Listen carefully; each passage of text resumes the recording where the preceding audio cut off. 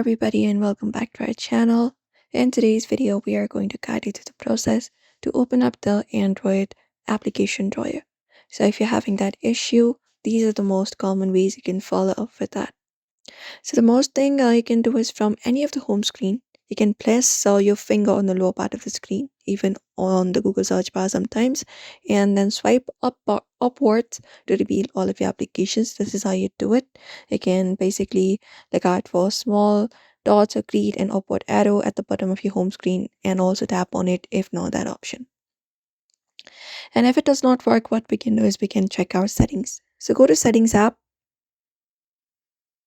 and once you do so, you can go over and go to Display.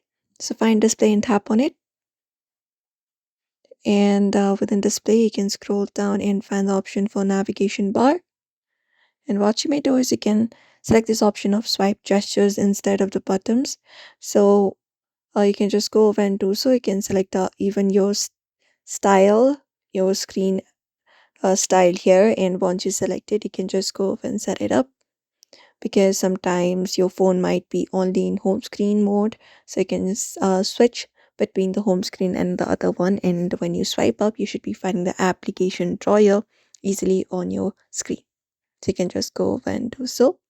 Sometimes long pressing the home screen also lets you access the settings to change the style. You can tap on the settings, and if that option is available you can switch it up, and that's how you do it.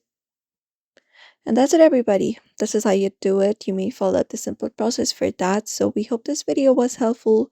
Give it a thumbs up and subscribe for more tips and tutorials.